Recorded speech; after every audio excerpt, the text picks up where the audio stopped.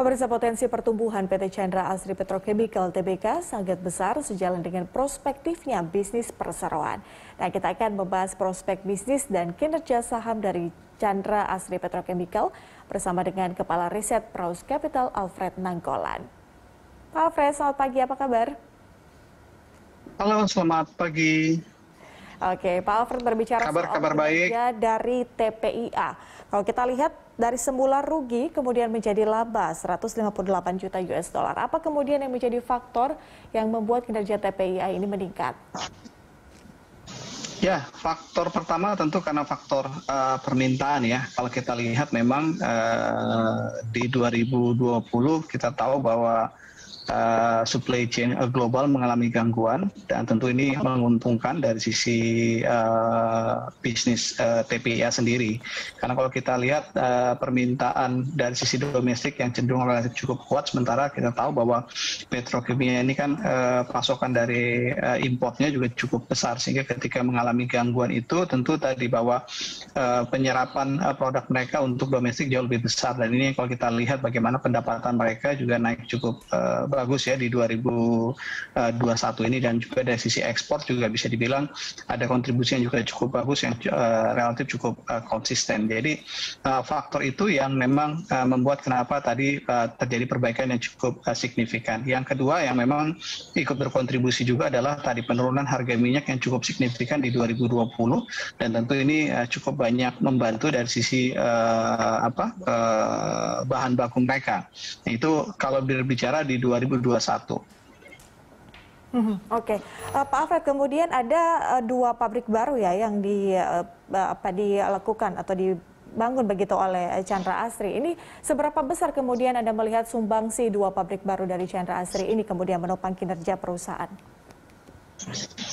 Ya, kalau kita lihat sampai sejauh ini ya, untuk pabrik yang Butadin 1 dan juga MTPB ya, relatif cukup bagus kalau melihat realisasi resultnya. Ini pabrik kan baru dibangun 2018 dan baru berkomersial di 2020, dan kalau kita lihat di 2021 juga relatif cukup bagus untuk angka penjualannya, dan ini kita lihat ke depan juga masih bisa terus tumbuh. Jadi kalau terkait dengan pabrik baru, kita memang melihat tidak lepas dari memang kondisi dari sisi produk petrokimia sendiri atau produk chemical sendiri, karena memang kita tahu bahwa pasar domestik kita itu punya pasar yang cukup besar sekali, karena tadi bahwa 70% konsumsi untuk chemical kita memang masih berasal dari impor, dan tentu ini menjadi peluang yang cukup bagus bagi TPIA sebagai pemain terbesar untuk sektor chemical. Dan ini yang kalau kita lihat yang terjadi dalam 2-3 tahun terakhir, bagaimana penyerapan domestiknya cukup bagus. Yang ketiga dari sisi faktor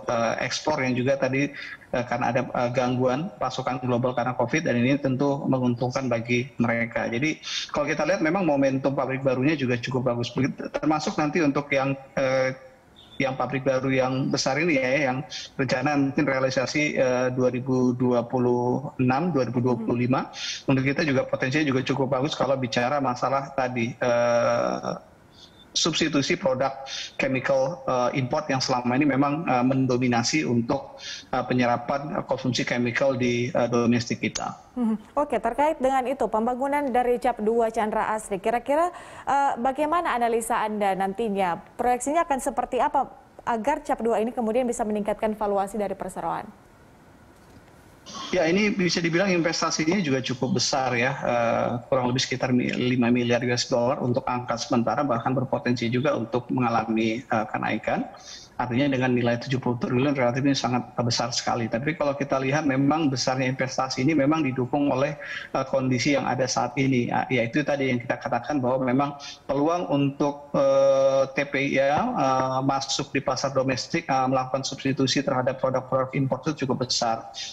Chemical ini kan bisa dibilang sektor hilir yang masih cukup seksi ya, dan kalau kita lihat sampai sejauh ini pemerintah juga masih cukup konsisten, dan ini juga mungkin menjadi keyakinan dari TPIA sendiri untuk berinvestasi besar di sektor chemical, karena dari sisi pasar domestiknya memang ada angin segar dari komitmen pemerintah. Karena kalau kita lihat kan pemerintah tidak hanya di sisi chemical saja, kita lihat yang iron steel juga pemerintah komitmen untuk melakukan substitusi produk import menjadi produk domestik, dan berharap tadi konsistensi ini bisa berlanjut ke depan sehingga tadi emiten-emiten atau produsen-produsen chemical seperti TPIA ini bisa punya peluang yang besar. Jadi kalau bicara masalah nilai tambah, selagi tadi konsistensi pemerintah itu cukup konsisten ya untuk menjaga atau untuk terus memperbesar porsi produk domestik di permintaan domestik kita, sebenarnya ini nilai tambahnya juga cukup besar karena tadi bahwa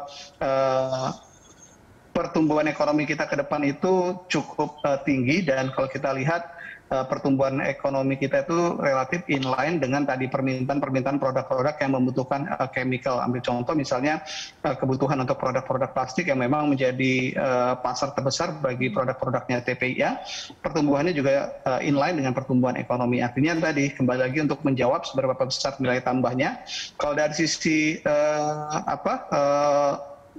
optimalisasi produknya untuk bisa menghasilkan, itu kita nggak masalah kalau dari sisi data-data yang ada ya. Tinggal bagaimana tadi bicara masalah konsistensi pemerintah itu dari sisi eksternalnya. Dari sisi internal tergantung tadi bagaimana tadi pendanaan ke depan, karena ini nilainya relatif juga cukup besar. Oke, Pak Alfred, ini dari perseroan sendiri akan melakukan aksi korporasi yaitu rights issue sebesar 15,48 triliun dan juga menerbitkan obligasi sebesar 1 triliun rupiah. Nah ini dari sisi fundamental perseroannya seperti apa kira-kira nanti? Ya, untuk yang right issue kan sudah tuntas ya, 15,5 triliun atau kurang lebih sekitar 1,1 miliar dan relatif juga cukup sukses untuk penyelesaian. Tinggal ini yang kedua bicara masalah penerbitan obligasi, dan kalau kita lihat juga sepertinya juga cukup bagus kalau melihat dari sisi rating yang dimiliki oleh TPIA.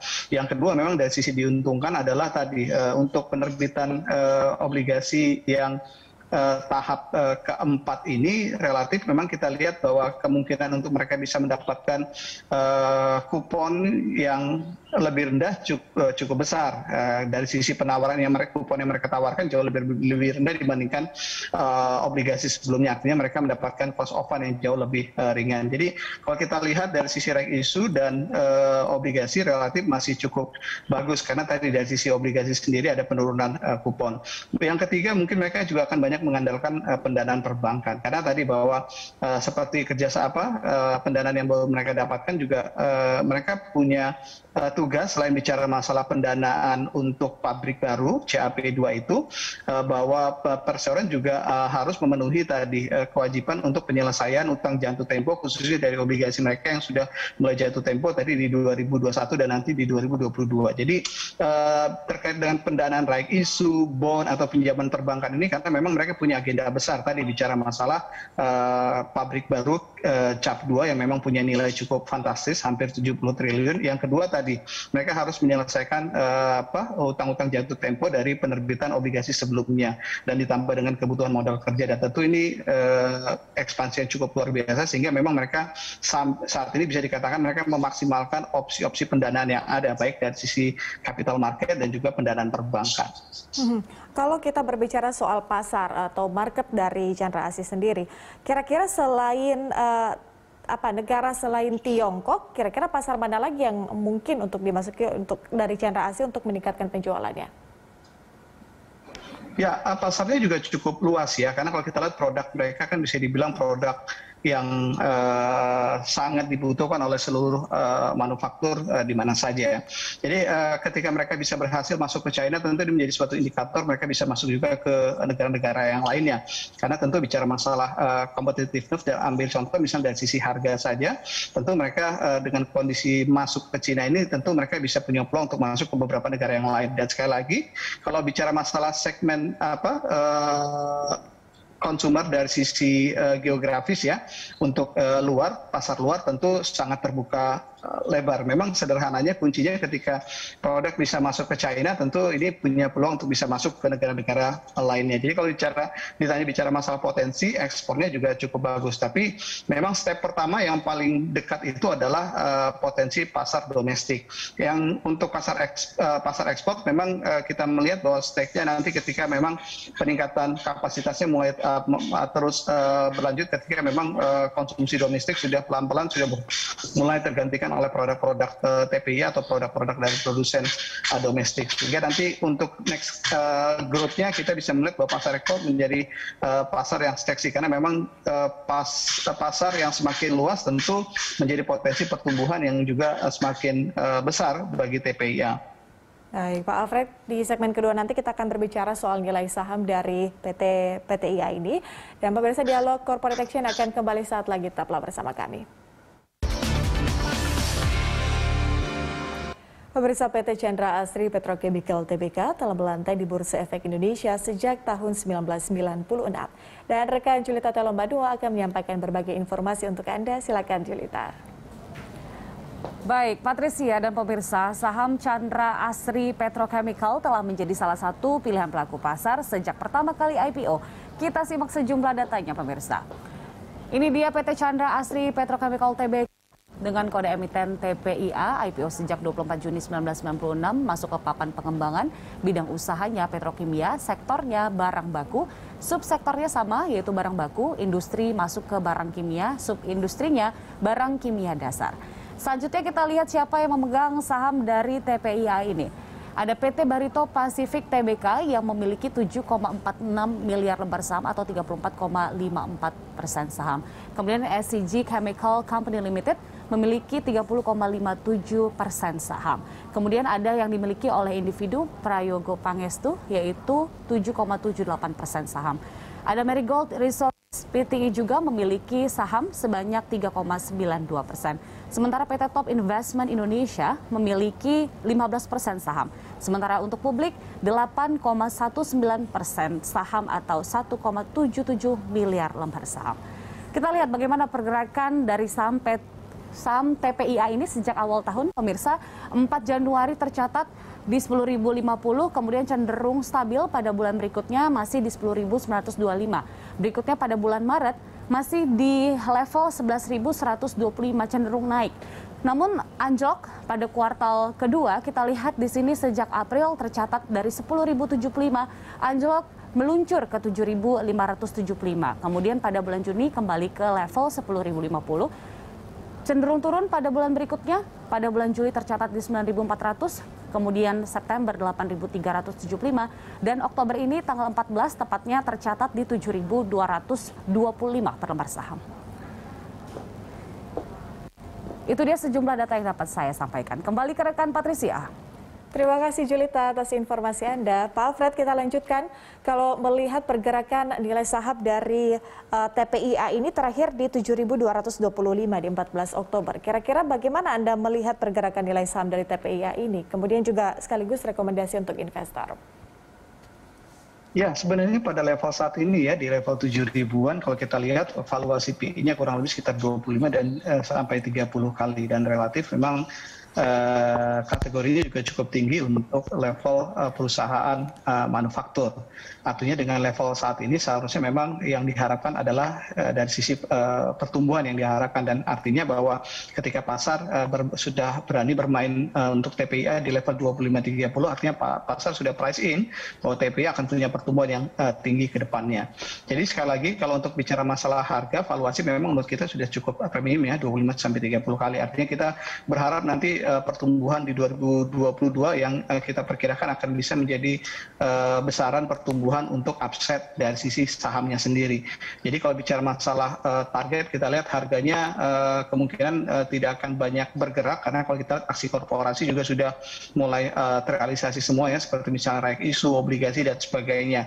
Sehingga memang untuk di sisa tahun ini pasar banyak mengharapkan tadi bahwa next growth yang ditargetkan oleh manajemen sendiri untuk kedepannya, baik terkhusus untuk bicara masalah bottom line, dan itu yang menjadi akan target upside untuk TPIA sendiri. Jadi kalau untuk investor sendiri kita lihat bahwa TPIA sekarang udah berada pada level konsolidasi dan sepertinya juga sulit untuk keluar dari level konsolidasi 6.800 sampai di 7.700 ya. Berharap tadi bahwa sentimen yang tersisa adalah sentimen marketnya sendiri. Artinya kalau IHSG bisa terus menembus all time high, kemungkinan akan ada tadi katalis bagi TPI ya. Jadi lebih kepada katalis marketnya sendiri. Sementara kalau dari sisi katalis individualnya, sampai akhir tahun kita belum melihat katalis yang cukup signifikan selain tadi menunggu bagaimana target perseroan untuk kinerja 2022.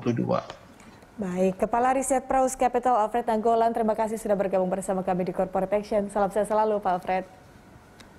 Sama-sama. Dan pemirsa Corporate Action akan segera kembali usai News Update.